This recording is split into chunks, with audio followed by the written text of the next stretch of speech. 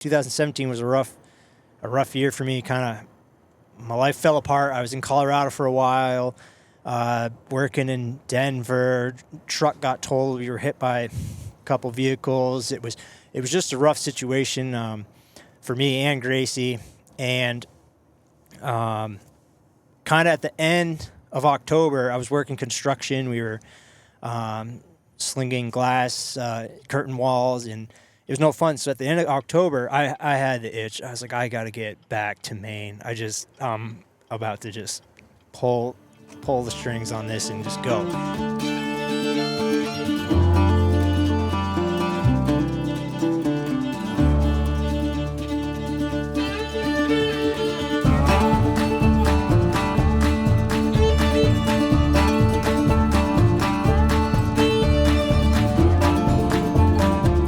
Welcome back to another episode of Northwoods Whitetails podcast. I'm your host, Joey Davis, and I got a special guest today, Corey Ryder.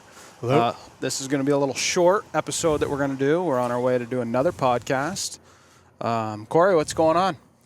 We're on the road and heading to meet up with Brent and who's the other guy? Dwayne Merrill.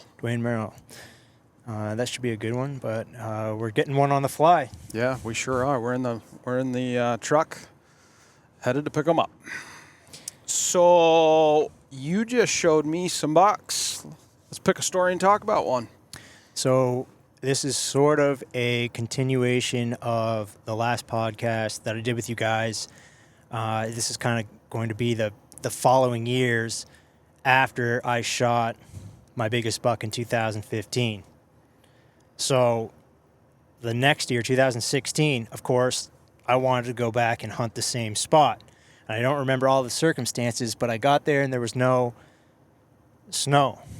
But I wanted to kind of hunt up the same area, the same mountain, and there was this old trail that went up there and no snow, completely calm and still evening. You could hear for miles, it seemed, and it was in the evening, so I wanted to just sneak up. It was crunchy leaves, dry, those conditions.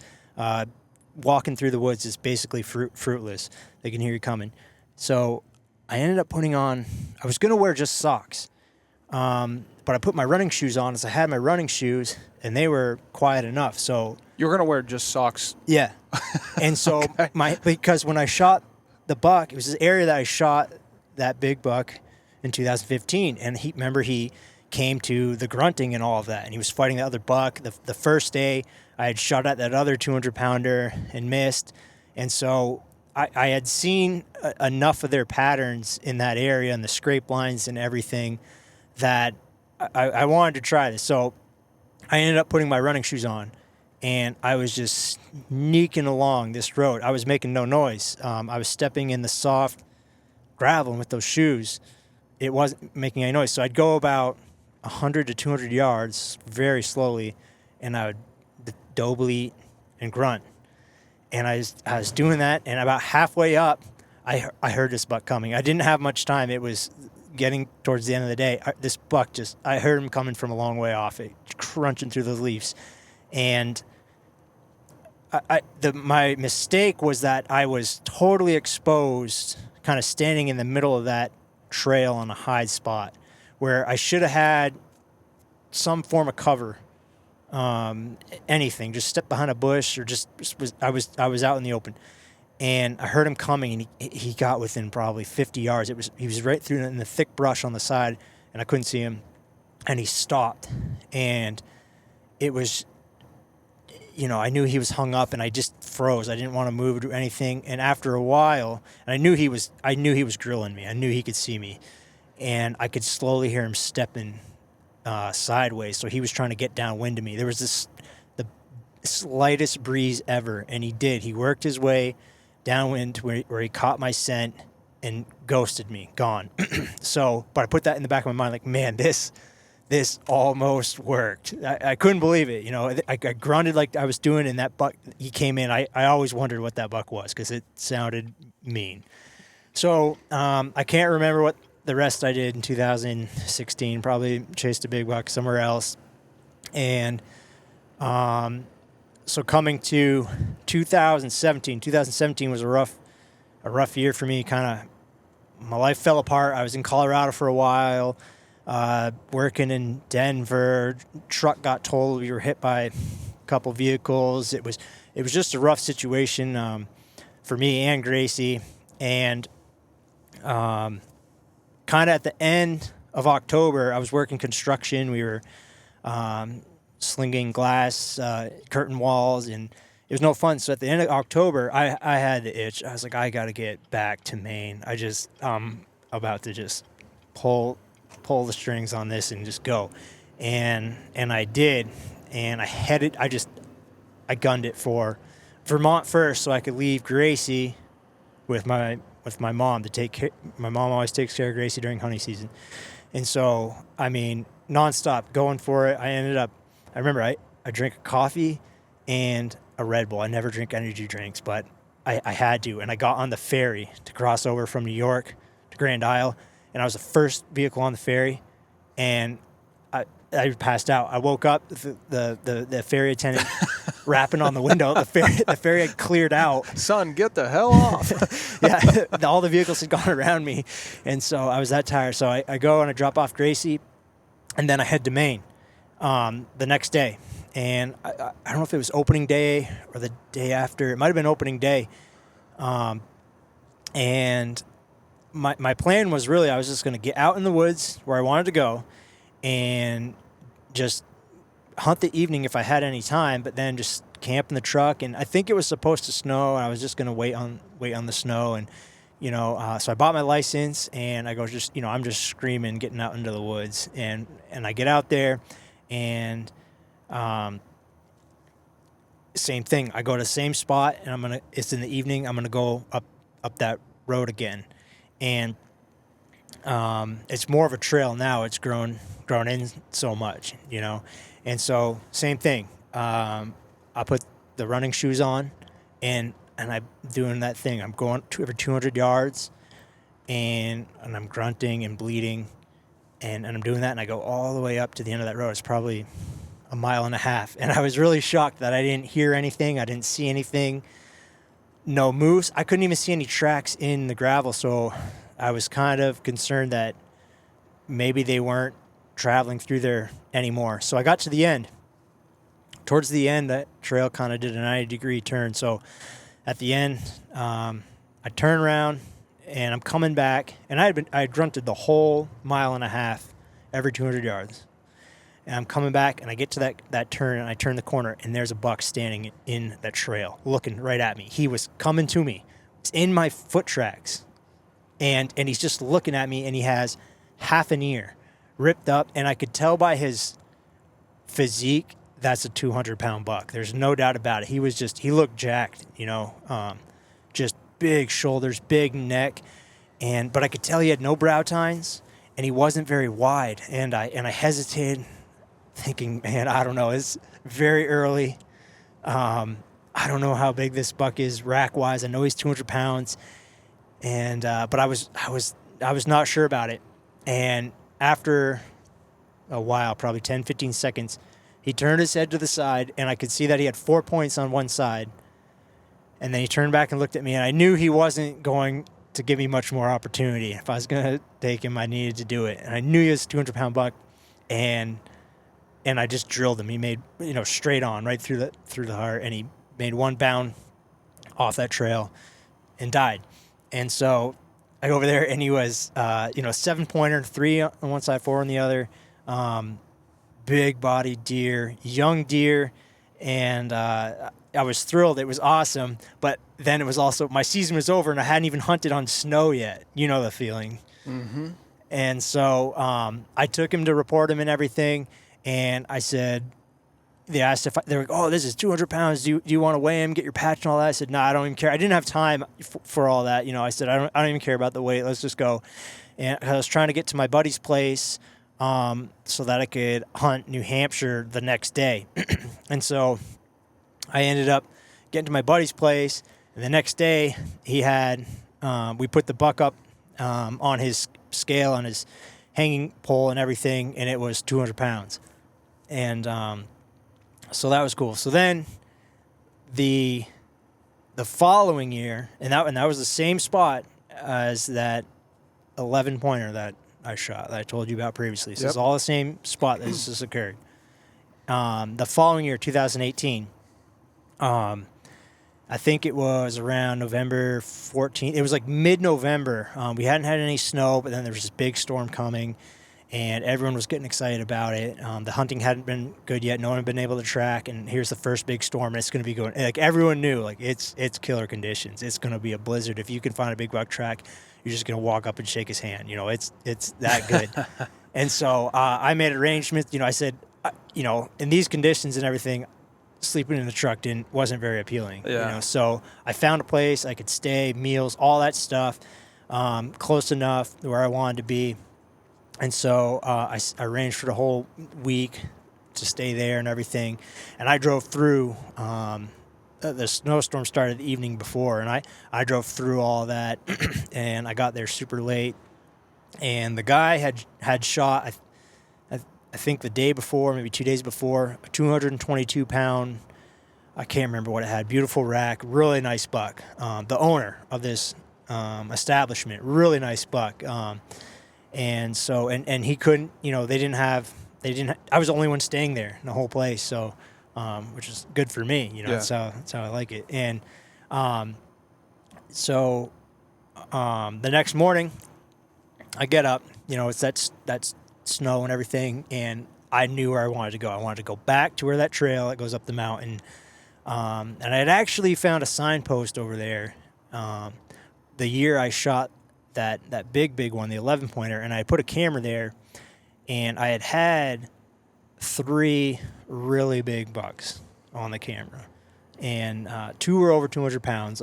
I could judge by the body size, and the one with the biggest rack was not 200 pounds, but it was over 160 inches. And I know that because that deer ended up getting shot later on by someone else.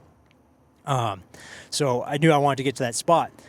So I head out super early in the morning, you know me, and I'm going, and the snow was so heavy. I mean, it's probably snowed 12 inches, and it was it was like driving through concrete, and the truck wouldn't do it. Is it wet? Yeah. Yeah. Like, the back end was too light, and I couldn't, so I had to drive in reverse. How far did you drive in reverse? Like miles. I was like, there's no way I'm getting there. And that was the only way, you know, so that, and I pushed. Because you'd have to back up, go forward, or what? Yeah. Yeah. So I mean, it had to be, it was miles in reverse, you know. I don't want to give out a number, but it was a long way in reverse, and, you know, my neck hurt and everything, you know. And so, and I finally get to where I wanted to find a track, and sure enough, here's this giant buck track following a doe. I couldn't believe it. It's the perfect. The wind was howling, and so that any track you'd find would be smoking fresh, and it's following a doe, and they're going up the mountain, coming from where I had the camera on the side. So I thought, hey, it's definitely one of those 3 bucks, and any one of them is a buck that I would be thrilled to shoot, you know. And so, and I knew it was 200 pounds. So, yep, this is happening. And I got on the track, and it was like knee-deep snow. It was hard to walk through. You know, you could barely move, but I knew if I could just keep punching through it, I was going to catch up to him eventually. Yeah, he didn't want to go anywhere either. No, and it looked like they were going to be on top of the mountain, and that's kind of what I was expecting. But kind of halfway up, I cut their tracks coming down, and so I knew I was right there. Like, they some reason they came down and crossed their tracks again, and now I'm right behind them.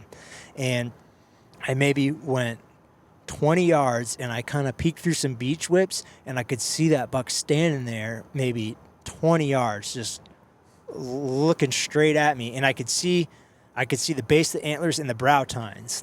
That's all I could see, but I knew it was that buck. So I pulled up, and, you know, you picture where to aim in your mind all the time, right? You picture that vital spot, you know, behind the shoulder. You go through that again and again, over and over in your mind, so that you're ready for that. So instinctively, reflexively, as I pull up and aim, right, there's probably, I don't know, 8-inch beech covering that spot, but I slammed one right into that, and it did not go through. And that deer goes full tilt, screaming down the mountain, and my second shot on the fly just punched him right through the heart. How far was he? Probably 50 yards at that point. Yep.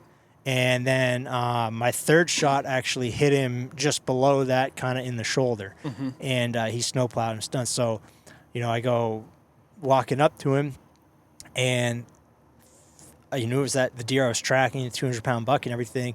First thing I realized, this is not any of those 3 deer that I had pictures on the camera of, which it surprised me for whatever reason.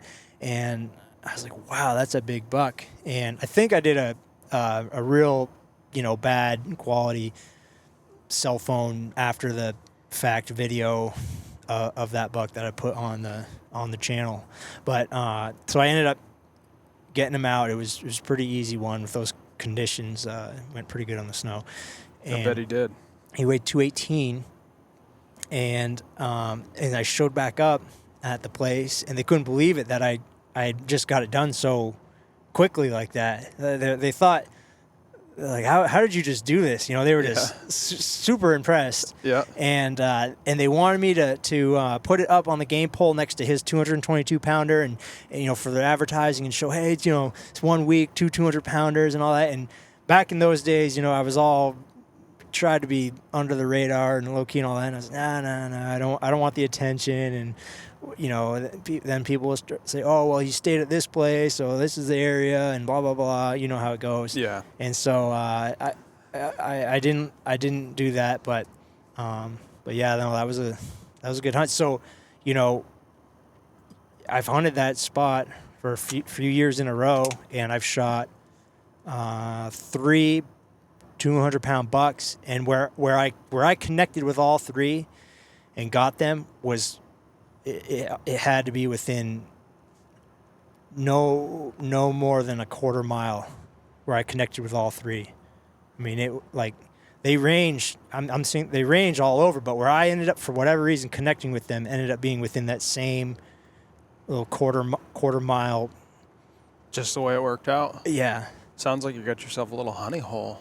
I actually haven't hunted there for a while. He's changed a lot as the woods do. They're dynamic and everything. But, the interesting thing about that buck, and we got the rack right here, and it's a heavy rack. I don't know if it was an old deer. I don't think it was an old deer. I actually think it was a young deer. It's got mass. It's kind of got this webbed on one side. It's an 8-pointer, gnarly bases. It's a cool buck. But when I was tracking him, see here, his behavior was strange to me, and his behavior is what indicated to me that it wasn't a super mature deer. And that's the thing.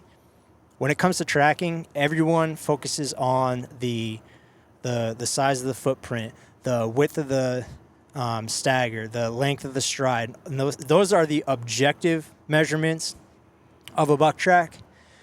But the behavior of that buck, how he moves through the woods, how he acts, the subjective thing, that tells a different story. That adds another level of information, because you want not only a big buck, you want a mature buck. When you can apply both the objective findings and the subjective, how's this buck act? Mm-hmm. You want that old buck that moves through the woods efficiently, doesn't lose his mind like a young buck that's just bolt through a china shop looking for a doe. Like this buck, an old buck knows what he's doing. He's going to take his time. He's going to go at a pace where he can go all day. He knows the game. He's done it before. It's not his first rut, Mm-hmm. And you can tell those subtle things in the subjective. If you've followed enough buck tracks, after a while you start to learn how to read not only the objective information but the subjective thing. The behavior is really important. And this buck, the way he behaved when I was tracking him, which it wasn't a very long track. This is going to be your turn up here. Okay. You got to turn to the right and then come back across. Gotcha. He lost the doe track. Like he caught her and she ran off from him, and he stopped and peed on his hocks and hit a little bush like he was very frustrated. which to me, and I could be wrong on this, but to me it was like, oh, he's really horned up and he's very frustrated, like a young buck. And I say young, like, 4.5-year-old maybe, which, I guess would say he's 4.5. I guess what I think, mature buck is like at least 5.5, 6.5, that sort of thing. It's relative, but Yep. It's just the way he acted. And then I also had an indication that he might not have a super wide rack because he did go through some narrow stuff, but I had no doubt he's 200 pounds. And, that's what I was going for. So it's all these experiences that I learn from and apply to future hunts that, it's how you learn and grow and how you improve. And I'm still learning, And I think we all are. Yeah. So that's basically, what I wanted to share with you as far as the buck stories. That's an awesome story. Well, thanks, guys, for joining us. We'll be doing more of these little shorts, so stay tuned. Have a good one.